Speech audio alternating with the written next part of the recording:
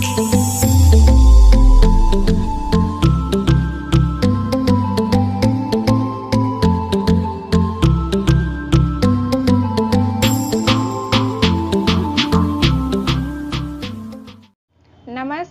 तो कैसे हो आप सब? आप सभी का मेरे YouTube चैनल मीठी एचडी क्लासेस में बहुत-बहुत स्वागत है। तो इससे पहले रोज़ चैप्टर देखे थे जो कि आधा हुआ था, तो आधा इस वीडियो में होगा। तो जो इससे पहले वाला वीडियो नहीं देखे हैं तो प्लीज़ पार्ट 1 वीडियो ज़रूर देखें, तभी जा कर के ये वीडियो समझ में आएगा। तो चलिए अब स्टार्ट करते हैं। तो लेखक को नींद आ गया था, तब 6 कभी के बज चुके थे जब किसी के आने की आहट से मेरी नींद खुली और मैंने देखा कि महेश्वर लौट आए हैं। तब जब लेखक उठते हैं तब जाकर के महेश्वर लौट आता है और उनके साथ ही बिस्तर लिए हुए मेरा कूली। मैं मुंह धोने को पानी मांग ही रहा था कि मुझे याद आया पानी नहीं होगा, क्योंकि पानी कब आने वाला था? 7 बजे आने वाला था। मैंने हाथों से मुंह पोंछते पोंछते महेश्वर से पूछा, आपने बड़ी देर कर दी। उन्होंने किंचित ग्लानि भरे स्वर में कहा, हाँ, आज वह ग्रेगिन का ऑपरेशन करना ही पड़ा। एक करके आया हूँ, दूसरे को एम्बुलेंस में बड़े अस्पताल भिजवा दिया। मैंने पूछा, ग्रेगिन कैसे हो गया? तो एक कांटा चुभा था, उसी से हो गया। बड़े लापरवाह लोग होते हैं यहाँ के। मैंने पूछा, यहाँ आपको केस अच्छे मिल जाते हैं? आय के लिहाज से नहीं, डॉक्टरी के अभ्यास के लिए। यानी उसको बोलता है कि आय के लिए नहीं, डॉक्टरी का अभ्यास के लिए आपको अलग यहाँ पे पेशेंट मिल ही जाते होंगे। बोले, हाँ, मिल ही जाते हैं, यही ग्रेगिन। हर दूसरे चौथे दिन एक केस आ जाता है नीचे अस्पताल में भी। तो वहाँ पे ये लोग पहाड़ी इलाका में रहते थे, तो वहाँ पे लोगों को ज़्यादातर कांटे चुभते थे, इसीलिए इसको ज़्यादातर ये ग्रेगिन रोग का सामना करना पड़ता था। मालती आंगन से ही सुन रही थी, अब आ गई। बोली, यहाँ केस बनाते देर क्या लगती है? कि जरा सा कांटा चुभा था, इस पर टांग काटनी पड़े? तो मालती बोलती है, हल्का सा कांटा चुभा, उस पर टांग ही काट दो, यह भी कोई डॉक्टरी है? हर दूसरे दिन किसी के वहां काट आते हैं, इसी का नाम अच्छा अभ्यास। महेश्वर हंसे, बोले, ना काटे तो उसकी जान गवाए। यानी कि अगर नहीं काटेंगे तो उसका जान गवाएंगे। हाँ, पहले तो दुनिया में कांटे ही नहीं होते होंगे। तो मालती बोलती है, अच्छा, तो पहले तो लगता है दुनिया में कांटे ही नहीं होंगे। आज तक तो सुना नहीं था कि कांटों के चुभने से मर जाते हैं। तो वही मालती बोलती है, आज तक तो नहीं सुने हैं कि कांटा चुभता है तो आदमी मर जाता है। महेश्वर ने उत्तर नहीं दिया, मुस्कुरा दिए। तो महेश्वर मुस्कुरा देता, कुछ बोलता नहीं है। मालती मेरी ओर देखकर बोली, ऐसे ही होते हैं डॉक्टरी, सरकारी अस्पताल है ना, क्या परवाह है? यानी कि सरकारी अस्पताल है तो उसमें मरीज सबका कोई परवाह नहीं रहता है। मैं तो रोज ऐसी बातें सुनती हूँ, अब कोई मर मुर जाए तो ख्याल ही नहीं होता। पहले तो रात रात नींद नहीं आया करती थी। यानी कि पहले जब ये सब सुनती थी मालती तो उसको नींद नहीं आता था। तभी आंगन में खुले हुए नल ने कहा, टिप टिप टिप, यानी कि पानी आ गया। तो मालती ने कहा, पानी, और उठकर चली गई। खनखनाहट से हमने जाना बर्तन धोए जाने लगे हैं। यानी कि जब बर्तन धोने गई तो खनखन आवाज हुआ, तो लेखक समझ गए कि बर्तन धोने चली गई। टीटी महेश्वर की टांगों के सहारे खड़ा मेरी ओर देख रहा था। अब एकाएक उन्हें छोड़कर मालती की ओर खिसकता हुआ चला। महेश्वर ने कहा, उधर मत जा, और उसे गोद में उठा लिया। वह मचलने लगा और चिल्ला चिल्ला कर रोने लगा, और जाकर के जोर जोर से रोने लगता है, कहाँ? मालती के पास जाने के लिए। महेश्वर बोले, अब रो रो कर सो जाएगा, तभी घर में चैन होगी। तो महेश्वर बोलता है कि रोते रोते क्या करेगा? ये सो जाएगा, तभी जाकर के इसको चैन मिलेगा। मैंने पूछा, आप लोग बिस्तर ही सोते हैं, आप लोग भीतर ही सोते हैं? गर्मी तो बहुत होती है। होने को तो मच्छर भी बहुत होते हैं, पर यह लोह के पलंग उठाकर बाहर कौन ले जाए। यानी बोला कि गर्मी तो लगता ही है लेकिन मच्छर भी बहुत है, लेकिन ये लोहा का पलंग बाहर लेके जा कैसे। अब नीचे नीचे जाएंगे तो चारपाइयां ले आएंगे, तो बोला जब ईश्वर नीचे जाएंगे तो चारपाई लेके आ जाएंगे, क्योंकि चारपाई हल्का होता है तो कहीं पे उठा बैठा सकता है। फिर कुछ रुक कर बोले, आज तो बाहर ही सोएंगे, आपके आने का इतना लाभ ही होगा। यानी कि लेखक आया तो आज बाहर सोने का मौका मिलेगा। टीटी अभी तक रोता ही जा रहा था। महेश्वर ने उसे एक पलंग पर बैठा दिया और पलंग बाहर खींचने लगे। मैंने कहा मैं मदद करता हूँ, और दूसरी ओर से पलंग उठाकर निकलवा दिए। अब हम तीनों, महेश्वर, टीटी और मैं, दोनों पलंग पर बैठ गए और वार्तालाप के लिए उपयुक्त विषय ना पाकर उस कमी को छुपाने के लिए टीटी से खेलने लगे। तो बात करने का कोई कोई शब्द नहीं मिल रहा था तो क्या किया, टीटी से खेलने लगता है। बाहर आकर वह कुछ चुप हो गया था, किंतु बीच बीच में जैसे एकाएक कोई भूला हुआ कर्तव्य याद करके रो उठता था। तो शांत ही था लेकिन बीच बीच में क्या करता था, ऐसा लगता था कुछ उसको याद आया सोच के, जैसे रो उठता था और फिर एकदम चुप हो जाता था। और कभी कभी हम हंस पड़ते थे या महेश्वर उसके बारे में कुछ बात कह देते थे। मालती बर्तन धो चुकी थी, तो मालती का बर्तन धोया हुआ हो गया था।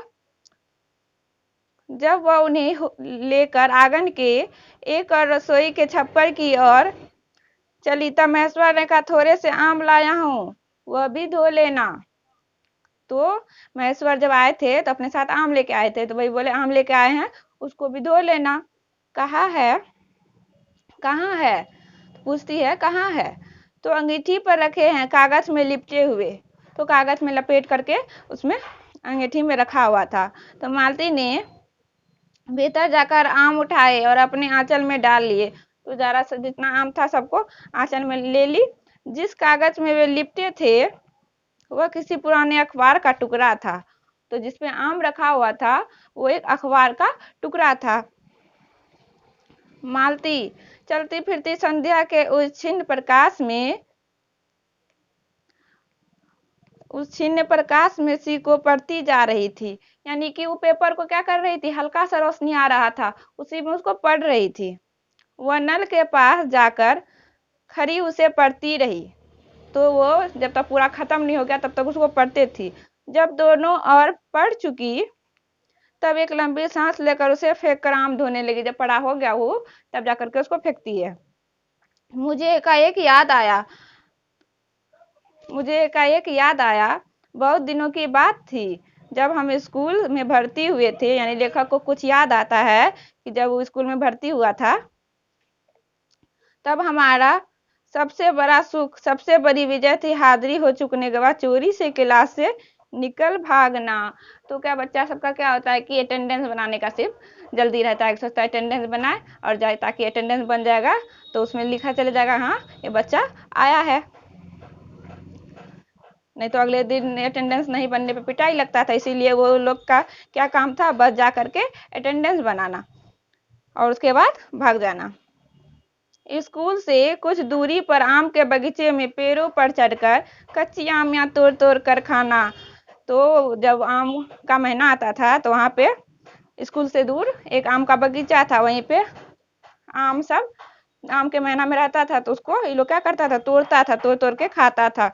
मुझे याद आता कभी मैं भाग आता और कभी मालती नहीं आ पाती थी, तब मैं भी खिन्न मन लौट आया करता था। तो कभी कभी क्या होता था, लेखक अगर भाग जाते थे स्कूल से तो वो मालती नहीं आ पाती थी, तो अगर कभी मालती आ जाती थी तो लेखक नहीं आ पाते थे। मालती कुछ नहीं पढ़ती थी, उसके माता पिता तंग थे। एक दिन उसके पिता ने उसे एक पुस्तक लाकर दी, तो मालती नहीं पढ़ती थी, उसको पढ़ने में मन नहीं लगता था, नहीं पढ़ती थी। तो उसका माता पिता उससे तंग थे, तो एक दिन उसके पिताजी उसको पुस्तक ला के देते हैं और कहा कि इसके 20 पेज रोज पढ़ा करो। हफ्ते भर बाद मैं देखूं कि इसे समाप्त कर चुकी हो। नहीं तो मार मार कर चमड़ी उधूर दूंगा। तो उसको बोलती है, इसको मतलब उसको उसके पापा बोलते हैं कि एक किताब देते हैं, बोलते हैं इसको 1 सप्ताह में खत्म करना है, अगर खत्म नहीं हुआ तो मार मार के क्या करेंगे, चमड़ी उधेड़ देंगे। मालती ने चुपचाप किताब ले ली, पर क्या उसने पढ़ी? वह नित्य ही उसके 10 पन्ने, तो क्या पढ़ी देख। फिर क्या करती है वो, रोज रोज 10 पन्ना उसका फाड़ पढ़ कर फेंकना शुरू कर देती है। अपने खेल में किसी भांति फर्क न पड़ने देती है, जो जो खेलती थी उसमें उसको कोई बाधा आने नहीं दे रही थी। जब 8वें दिन उसके पिता ने पूछा, जब 1 सप्ताह खत्म हो गया, तब उसके पिता आए, उससे किताब समाप्त कर ली? तो उत्तर दिया, हाँ कर ली। यानी किताब तो है नहीं, क्योंकि क्या किया, वो फाड़ पढ़ के फेंक दी है। तो पिता ने कहा, लाओ मैं प्रश्न पूछूंगा। तो चुप खड़ी रही, अब किताब रहेगा उसके पास तब ना देगी। तो पिता ने फिर कहा, तो उद्धत स्वर में बोली। जब फिर से उसके पिताजी किताब मांगे, तो थोड़ा चिल्ला के बोलती है, किताब मैंने फाड़ कर फेंक दी, मैं नहीं पढ़ूंगी। तो उसके बाद क्या बोलती है, हम किताब फाड़ दिए हैं, हम नहीं पढ़ेंगे। उसके बाद वह बहुत पीटी। उसके बाद उसके पिताजी को गुस्सा आ जाता है, किताब दिए तो नहीं पढ़ी, तो बहुत पीटते हैं उसको। पर वह अलग बात है। इस समय मैं यही सोच रहा था कि वही उद्धत और चंचल मालती आज कितनी सीधी हो गई है। तो आज ऐसा हाल था कि वो पूरा शांत और सीधा हो गई थी। पहले तो लड़ लेती थी, झगड़ लेती थी, नहीं पढ़ना है, नहीं मतलब खेलना है उसको। तो उसके बाद जा करके अब वो इतना शांत हो गई, सीधी हो गई कि पूरा घर लगता था सन्नाटा छाया हुआ है। किंतु शांत और एक अखबार के टुकड़े को तरसती है, यह क्या है, यह क्या है। यानी कि लेखक को आश्चर्य हो रहा है कि पहले तो पढ़ने में एक जरा इसको मन नहीं लगता था, अब एक अखबार को पढ़ने के लिए तरस रही है। तभी महेश्वर ने पूछा, रोटी कब बनेगी? बस अभी बनाती हूँ। पर अब की बार जब मालती रसोई की ओर चली, तब टीटी की कर्तव्य भावना बहुत वितीर्ण हो गई। वह मालती की ओर हाथ बढ़ाकर रोने लगा और नहीं माना। मालती उसे गोद में लेकर चली गई। रसोई में बैठकर एक हाथ से उसे थपकने और दूसरे हाथ से एक छोटे छोटे डिब्बे उठाकर अपने सामने रखने लगी थी। एक हाथ में टीटी को ली थी एक साइड, और एक हाथ से वो काम कर रही थी। और हम दोनों चुपचाप रात्रि की और भोजन की और एक दूसरे से कुछ कहने की और ना जाने किस किस न्यूनता की पूर्ति की प्रतीक्षा करने लगे। इन लोगों को बात नहीं मिल रहा था, तो सोच रहा था क्या किया जाए। उसके बाद जा करके भोजन का कभी इंतजार करता है, कभी रात की ढलने का। हम भोजन कर चुके थे और बिस्तरों पर लेट गए थे और टीटी सो गया था। भोजन बन गया, भोजन भी हो गया, अब जाकर के पलंग पे लेट गया। मालती पलंग के एक और मोमजामा बिछाकर उसे उस पर लिटा गई थी। वह सो गया था, पर नींद भी कभी कभी चौक उठता था। तो बच्चा सब क्या होता है, जब नींद में चौक चौक के उठ जाता है, तो भी नींद में उठ जाता था। एक बार तो उठकर बैठ भी गया था, पर तुरंत ही लेट गया। फिर तुरंत क्या होता है, लेट जाता है। मैंने महेश्वर से पूछा, आप तो थके होंगे, सो जाइए। तो वह बोले, थके तो आप भी अधिक होंगे, 18 मील पैदल चलकर आए हैं। किंतु उसके स्वर ने मानो जोर दिया, थका तो मैं भी हूँ। यानी कि वो भी बोला कि थका तो मैं भी हूँ। मैं चुप रहा। थोड़ी देर में किसी ऊपर संज्ञा ने मुझे बताया वह ऊँग रहे हैं। तब लगभग 7:30 बजे थे। तो 10:30 बज रहा था, उसको नींद आने लगता। मालती भोजन कर रही थी, 10:30 बजे मालती भोजन करती है। मैं थोड़ी देर मालती की ओर देखता रहा। वह किसी विचार में, यद्यपि बहुत गहरे विचार में नहीं, लीन हुई। धीरे धीरे खाना खा रही थी। तो मालती जो खाने बैठी थी, कुछ सोचते हुए खा रही थी, सोच सोच के खा रही थी। धीरे धीरे खाना खा रही थी। फिर मैं इधर उधर खिसक कर पर आराम से होकर आकाश की ओर देखने लगा। तो लेखक को नींद नहीं आ रहा था, तो वो आकाश की तरफ देखने लगते हैं। पूर्णिमा थी, आकाश अनब्र था। तो पूर्णिमा के दिन क्या होता है, पूरा रोशनी होता है, तो पूरा दिखाई देता, फैला हुआ आकाश दिखाई दे रहा था उसको। मैंने देखा उस सरकारी क्वार्टर की दिन में अत्यंत शुष्क और नीरस लगने वाली स्लेट की छत भी चांदनी में चमक रही है। अत्यंत शीतलता और स्निग्धता में छलक रही है, मानो चंद्रिका उस पर से बहती हुई आ रही है, झर रही हो। तो उस चांदनी में लेखक को सब कुछ अच्छा लगता है, चांद का रोशनी। मैंने देखा पवन में चीर के वृक्ष गर्मी से सूख कर मटमेले हुए चीर के वृक्ष धीरे धीरे गा रहे हैं। हो गई राग जो कोमल है किंतु करुण नहीं, अशांति में है किंतु उदेंग में नहीं। तो क्या हुआ, वहां पे वट वृक्ष रहता है, उसका पत्ता सूखा रहता है, तो रात में हवा चलने के बाद वो पत्ता खड़ खड़ खड़ आवाज करता है। मैंने देखा प्रकाश से धुंधले नीले आकाश के पट पर जो चमगादड़ नीरव उड़ान से चक्कर काट रहे हैं, वे भी सुंदर दिखते हैं। तो चंद्रमा में यानी चांद का रोशनी में हर कुछ लेखक को अच्छा ही दिखाई दे रहा था।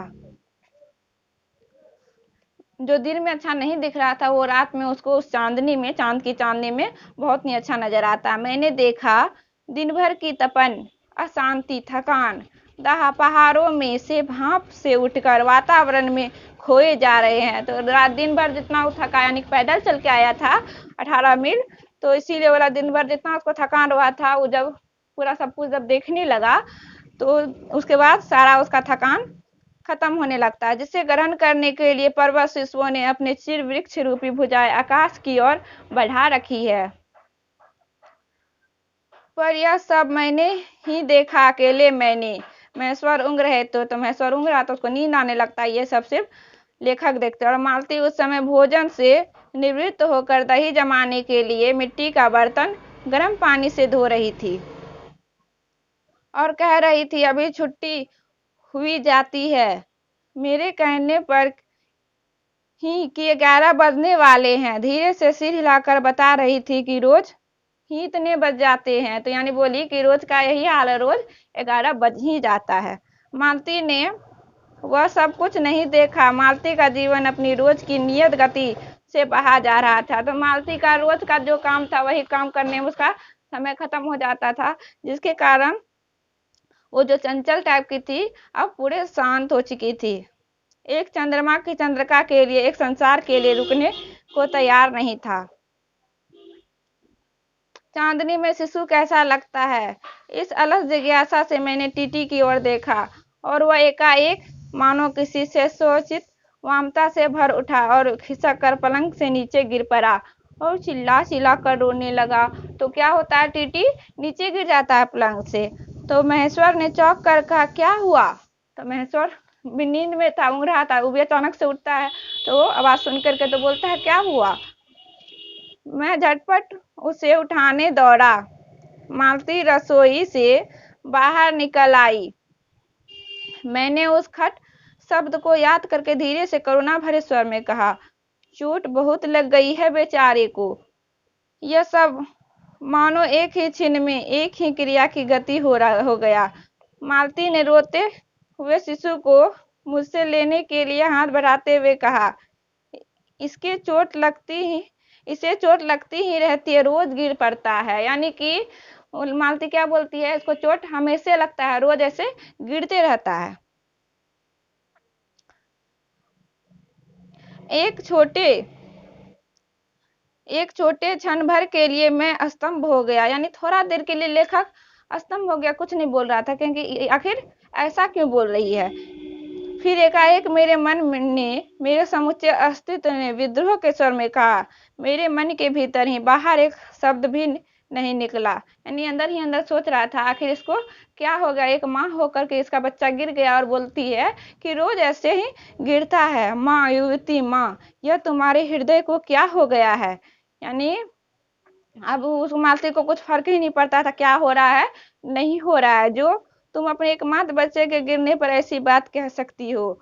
और यह अभी जब तुम्हारा सारा जीवन तुम्हारे आगे, यानी कि अभी तो जिंदगी का शुरुआत था, अभी ही उसका हाल इस तरह था। वही बोला लेखक कि अभी जब इस तरह हाल है, तो अभी तो जिंदगी बहुत बाकी है, तो आगे क्या होगा। और तब एकाएक मैंने जाना कि वह भावना मिथ्या नहीं है, यानी वो जो भावना था वो झूठा नहीं था। मैंने देखा कि सचमुच उस कुटुंब में कोई गहरी भयंकर छाया घर कर गई है, यानी कि उस घर में ऐसा लग रहा था कि कोई भयंकर डरावना छाया घूम रहा है। उसके जीवन के उस पहले ही यौवन में धुन की तरह लग गई है। उसका इतना अभिन्न अंग हो गया है कि वे उसे पहचानते ही नहीं।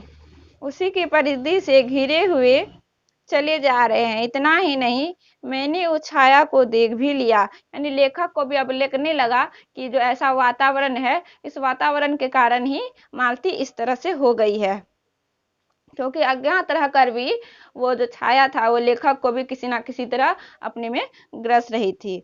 इतनी देर में पूर्ववत शांति हो गई थी। महेश्वर फिर लेट कर ऊँघ रहे थे। फिर जाकर के महेश्वर लेट जाते हैं, फिर ऊँघने लगते हैं। टीटी मालती के लेटे हुए शरीर से चिपक कर चुप हो गया था। यद्यपि अभी एक आध सिसकी उसके छोटे से शरीर को हिला देती थी। मतलब सोया था तो रो रहा था बीच बीच में, तो बीच बीच में वो उठ जाता था, सिसकी लेता था नींद में ही। मैं भी अनुभव करने लगा था कि बिस्तर अच्छा सा लग रहा है। मालती चुपचाप आकाश में देख रही थी। उसके बाद मालती चुपचाप आकाश में देखने लगती है, किंतु क्या चंद्रिका को या तारों को, यानी किसको देख रही है, चांद को देख रही है या तारा को देख रही है। तभी 11 का घंटा बजा। तब घंटा बज जाता है 11 बजने का। मैंने सारी अपनी भारी हो रही पलकें उठाकर अकस्मात किसी स्पष्ट प्रतीक्षा में मालती की ओर देखा। 11 के पहले घंटे की धड़कन के साथ मालती की छाती एकाएक फोफले की भांति उठी और धीरे धीरे बैठने लगी, और घंटा की ध्वनि के कंपन के साथ ही मुख हो जाने वाला आवाज में उसने कहा 11 बज गए। यानी कि मालती फिर से समय गिनी, उसके बाद लास्ट बोली 11 बज गए, उसके बाद वो सो जाती है। तो आप सभी को मेरा वीडियो कैसा लगा, तो अच्छा लगा हो तो प्लीज़ सब्सक्राइब करें और ज़्यादा से ज़्यादा शेयर करें, और सब्सक्राइब करने के बाद बेल आइकन को दबाना ना भूलें, क्योंकि बेल आइकन को दबाएंगे तभी मेरा वीडियो का अपडेट सबसे पहले आपके मोबाइल में जाएगा। Thank you.